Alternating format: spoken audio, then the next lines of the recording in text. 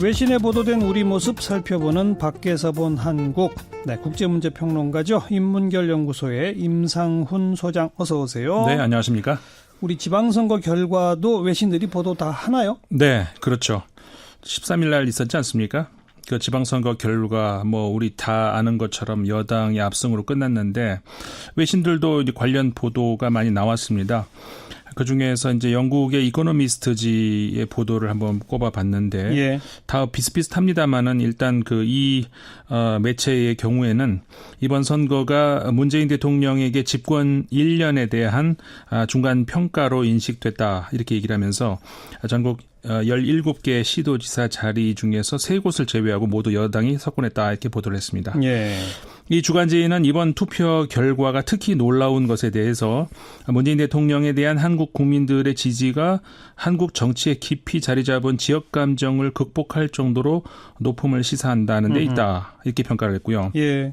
그러면서 특히 이제 부산과 울산에서 처음으로 민주당 후보가 시장이 된 것에 대해서 최대 야당인 자유한국당의 경우 그 끈질긴 국회 발목 잡기에 일부 지지자들이 이탈한 것으로 보인다 이렇게 얘기를 하면서 자유한국당은 문 대통령의 공약을 좌절시키는 데에 지난 한 해를 보냈다 이렇게 이 신문이 전했습니다.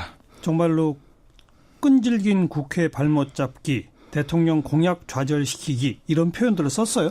예, 물론 번역이니까 이제 그렇겠는데 원문을 제가 그대로 한번 전해드리면은 unrelenting parliamentary obstruction 이렇게 돼 있거든요. 그러니까는 국회에서 야당의 무조건적 방해. 이제 이렇게 해석이 될 수가 있겠죠. 예. 그래서 이제 그 방해가 지지자들의 등을 돌리게 했다. 이제 이렇게 되어 있고, 그리고 이제 또 그 다음 문장은 이런 겁니다. It has spent the past year torpedoing Mr. Moon's plans 이렇게 되어 있거든요. 네. 그러니까 이제 말하자면은 문 대통령의 계획, 방침 이런 것들을 공격하는 일로 지난 한 해를 보냈다 이렇게 해석이 될 수가 있겠죠. 예. 그래서 이 주간지는 결국 이번 한국에서 있었던 지방선거에서 그 여당의 압도적인 승리는 한국의 지역 감정을 넘어설 만큼의 문재인 대통령에 대한 지지, 그리고 또 하나가 야당의 발목 잡기에 대한 심판, 이렇게 두 가지 때문이다 이렇게 평가를 하고 있습니다. 두 가지가 사실 동전의 양면이라고도 볼 수 있죠. 그렇죠. 예. 그러면서 이 시사지는 그 야당의 무조건적인 반대의 예로 문재인 대통령의 화해 정책을 야당이 공산주의자로 몰아세운 것, 네. 그리고 대통령의 권한을 축소시키겠다는 입법안을 개헌안이죠, 이건 개헌안. 그렇죠. 네. 개헌안 이거를 야당이 좌초시킨 것, 이런 것들을 예로 들고 있습니다. 네. 게다가 이제 투표일이 또 그 북미 정상회담 하루 뒤였다는 점도 야당에게는 불리한 상황이었다 이렇게 얘기를 하면서 그렇죠. 문재인 대통령은 그 북한과 미국 양측의 회담을 성사시키는 데 적지 않은 역할을 했고, 이 같은 외교적 접근은 결과적으로 한반도의 대결 분위기를 일소하는 데 성공을 했다. 그래서 이제 대부분의 한국인들은 이런 문재인 대통령의 외교적인 접근에 대해서 안도의 한숨을 쉬게 됐다. 이렇게 이코노미스트가 전했습니다. 예. 그러면서 문 대통령의 진보적 과제 수행에 힘이 실리게 됐는데 재벌 기업에 대한 견제, 부패 척결, 보건연금, 그리고 근로조건 개선을 통한 더 공평한 사회를 만들려는 대통령의 국민들의 지지를 보내주는 것이다. 이렇게 이코노미스트가 이번 지방선거의 민심을 평가를 했습니다. 영국의 이코노미스트. 네. 자, 그리고 이 북미 회담 결과에 대해서 미국의 주류들이 계속 비판하고 공격하고 하는 거 있지 않습니까? 네네. 여러 차례 이 시간에 소개해 주셨는데 네. 그 후에 지금 그 동향이 어떻습니까? 언론의 보도 동향이? 계속해서 이제 특히 이제 미국 언론들이 이제 비판적인 그런 글들이 나오고요. 네. 제가 여러 차례 이제 전해드렸습니다만은 사실 그 미국에서는 그 기득권이라고 하면은 여긴 정파가 없는 것 같습니다. 공화당, 민주당 할 것 없고, 그다음에 전문가 집단, 언론 할 것 없이 미국의 이제 기존 엘리트 그룹들이 한 목소리로 트럼프 대통령의 한반도 정책에 대해서 반발을 하고 있는데요. 예. 그러니까 이런 그 미국의 파워 엘리트들의 반 트럼프 정서에는 이민 정책 또 무역 정책 같은 그 분야에서의 합리적인 반발도 있지만은 지금 한반도 정책 같이 좀 합리적인 판단이 결여되는 것 같은 그런 무조건적인 반발도 있는데 네. 홍콩의 한 언론이 그 서구 사회 이런 그 한반도 평화 프로세스에 대한 저항에 깔린 무의식을 분석한 기사를 냈습니다. 이게 사우스 차이나 모닝 포스트 신문인데 그 19일자에 실린 한 기고문이거든요. 제목이 왜 서구는 그토록 북미 정상회담의 성공을 무시하는가 이렇게 되어 있습니다. 네. 이 양반이 그러니까 톰 플레이트라는 학자 겸 언론인인데요. 서구인들에게 북미 정상회담이 탐탁지 않게 보이는 것은 바로 지구상에서 가장 호감도가 낮은 두 정상이 뭔가 중요한 일을 꾸미고 있기 때문이 아닌가라고 하는 겁니다. 지구상에서 가장 호감도가 낮은 두 정상. 네. 예. 근데 중요한 일을 하고 있습니다. 네네. 그래서 이렇게 얘기를 하는데 감정을 가진 사람이라면은 엄청난 실수를 저지르는 트럼프 대통령 혹은 대규모 수용소를 운영하고 있는 김정은을 감정을 배제한 채 바라보는 것이 힘들 것이다. 이렇게 전제를 하면서 예. 하지만 감정을 어느 정도 배제하지 않으면은 분별력 자체가 사라져버린다. 이렇게 플래트 교수가 말하고 있습니다. 아, 감정이 섞여가지고 평화체제를 이 사람들이 말하는 것 자체를 못마땅해 한다. 네. 두 사람에 대한 감정 때문에. 그렇죠. 그런 논리군요. 그렇죠. 그러면서 이제 이렇게 플레이트 교수가 말을 하는데요. 서구 언론 및 일부 대중들의 비판적인 반응 그 자체는 물론 뭐 이해할 만하다. 하지만 거슬리는 것은 긍정적인 것을 부정적인 것으로 탈바꿈시키려는 강박적인 움직임이다. 이렇게 표현을 했더라고요. 거의 강박이다. 네. 아하. 그러니까 그러면서 이 필자가 그 사회학자죠. 막스 베버의 말을 인용을 하는데요. 이렇게 막스 베버가 말을 했던 것을 그대로 옮겨놓고 있습니다. 제가 전해드리면은 예. 초기 기독교인들은 세상이 악마에 의해 통치된다는 사실을 너무나 잘 알고 있었다. 오직 선에서 선이 나오고 악에서 악이 나오는 것은 사실이 아니다. 그 반대의 경우도 있다. 이를 보지 못하는 사람들은 정치적 유화에 불과하다. 이렇게 말한 막스 베버의 말을 인용을 하면서 그 종종 인용되는 사실 그 사례로 2차 대전 당시 처칠의 전략을 들고 있는데요. 미덕의 화신이라고 하는 윈스턴 처칠이 악의 화신이라는 히틀러를 잡기 위해서 차악의 화신인 스탈린과 협력한 것. 이거를 예를 들고 있습니다. 그러면서 필요는 때로 가장 강력한 비관습의 원동력일 수 있다. 이렇게 말을 하고 있습니다. 필요가 있으면 관습을 깨고라도 또 악에서도 선이 나올 수 있고 그렇죠. 선에서도 악이 나올 수 있고 뭐 이런 얘기로군요. 네. 그런데 미국의 파워 엘리트들은 일종의 엘리트주의적인 선민의식에 사로잡혀가지고 저 사람들은 도덕적으로 이상한 애들이기 때문에 뭘 못할 거야. 그렇죠. 이런다는 거죠. 그렇죠. 사실은 자기들도 도덕적으로 별로 올바르지 못하면서. 그렇죠. 그러니까는 그 플레이트 교수가 이런 것들이 결국은 최근 들어서 그러니까 미국을 포함하죠. 그러니까 서구의 정치적인 자신감이 결여되면서 벌어진 현상이라고 이렇게 진단을 하거든요. 보통 선민의식 꼭 그러지 않습니까? 자신감 결여해서 꼭 나오게 되는데. 그렇죠. 서구 전략가들은 승패를 수량화하는 경향이 있다. 그리고 또 서구 언론들은 마치 냉전 후 상황인 것처럼 이분법적인 사고를 그대로 반영을 하고 있다. 이렇게 진단을 하고 있습니다.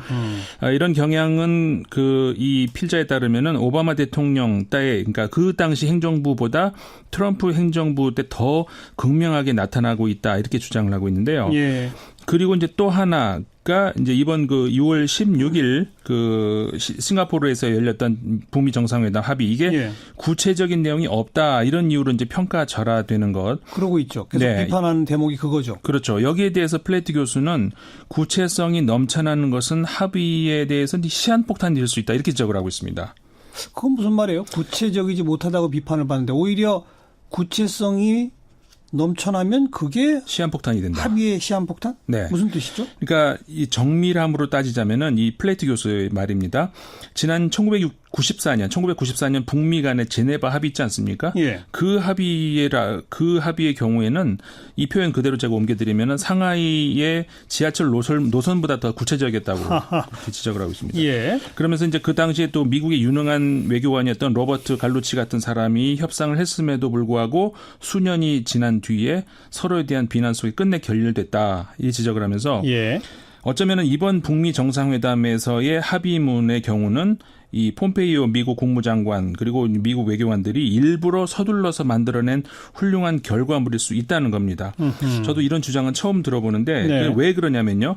장황한 외교 수사로 가득 찬 그 협상문이라면은 북한의 그 협상가들이 북한 정권의 각본에서 조금만 벗어날 경우에 그러니까 말이 너무 많아지면은 벗어날 경우에 이제 목숨을 잃을까 덜덜 떨면서 이렇게 진척이 안 된다는 거죠. 그러니까 좀 포괄적이고 추상적으로 합의한 것이 오히려 협상을 성공시킬 수 있었다. 그렇죠. 그런 주장인 셈입니다. 그 플레이트 교수는 성공은 그래서 그 합의 조항의 정밀함이 있는 게 아니라 정치적인 의지에 달려 있다 이렇게 말을 하고 있거든요. 정치적 의지, 예. 신뢰. 그렇죠. 그러니까 제가 이제 지난주에도 말씀을 드렸던 것 같은데 그 역대 어느 미국 대통령, 어느 정부보다도 현 트럼프 정부가 이 한반도 긴장 문제를 풀겠다는 의지가 강하다는. 예. 근데 사실 조금 더 정확하게 말을 하자면은 현 트럼프 정부가 역대 어느 미국 정부보다 한반도 긴장 상태를 그대로 유지하겠다는 의지가 가장 덜한 정부라고 할 수가 있는데요. 예. 뭐 어떻든 이런 그 현재의 그 트럼프 정부 이게 이제 지금 좀 전에 말씀드렸던 그 플레이트의 말과 하고도 이제 같은 맥락이라고 할 수가 있을 것 같은데. 자, 그러면서 어쨌든 간에 그러면서 이제 플레이트 교수는 과연 누가 승자인가? 이렇게 자문을 하면서 네. 결론을 내리기는 이르지만 어쩌면은 한국과 북한이 승자일 것 같다. 이렇게 얘기를 하면서 네. 이제 이렇게 마무리를 하고 있습니다. 어쨌든 한반도에는 7,600만 명의 한민족이 살고 있고 그들이 중요하다. 이렇게 맺고 있습니다. 예. 아무튼 북미 정상회담 긍정적 회의적 목소리 계속 나오고 앞으로 지켜봐야 한다는 목소리 계속 나오는 거죠. 네, 한마디로. 그렇죠. 예. 그러니까 다만 이제 긍정적 평가는 큰 틀에서 방향성과 관련된 그런 부분이고요. 그러니까 방향 잘 잡고 있다. 예. 이런 것이고. 그다음에 회의적인 평가는 구체적이고 세부적인 차원의 그러니까 뭐가 내용이 좀 부족하냐 아니냐 예. 이런 그 쪽인 건데 예. 그 14일 영국의 파이낸셜 타임스는 이 문제와 관련해서 한 논평이 실렸는데요. 일단 북미 회담 그 공동 담화문과 관련해서 좋게 말할 수 있는 것 중에 하나는 즉각적인 전쟁 가능성은 없앴다는 점이라고 평가를 했습니다. 중요하죠. 네. 예. 근데 이제 반대로 이번 북미 회담에서 그 비핵화 약속 방식과 관련해서 새로운 것이 없다는 평가도 이제 함께 제시를 했고요. 네. 그리고 중국 신화망의 경우에는 이번 북미 정상회담과 그 이후 그 공동 성명 채택 이것은 한반도와 동북아 평화의 중대한 진척인데 실행 여부는 아직 미지수다. 또 이제 역시 그렇죠. 두 가지 평가가 나왔습니다. 더 기다려 봐야죠. 이제 네. 저 구체적인 행동 대 행동으로 하나씩 나오고 있으니까. 그렇죠. 예.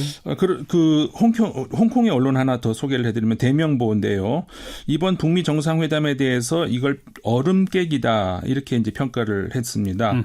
그래서 이번 그 북미 정상회담의 합의문은 명백하게 좋은 문건이다 이렇게 얘기를 하면서 물론 내용이 포괄적이고 정확한 시간은 명시되어 있지 않지만 비핵화는 시간이 원래 오래 걸리는 여정이다. 예. 그래서 다만 이제 한반도 평화 정세가 역전될 가능성은 없어 보인다. 한마디로 말해서 불가역적인 평화로 가고 있다. 예. 이런 평가인 거죠. 예. 그러면서 점점 이제 북한 사회에 대해서 이제 전 세계가 관심이 많아지고 있는데, 그러니까 북한 이야기가 지금 점점 많이 나옵니다. 외신에서도.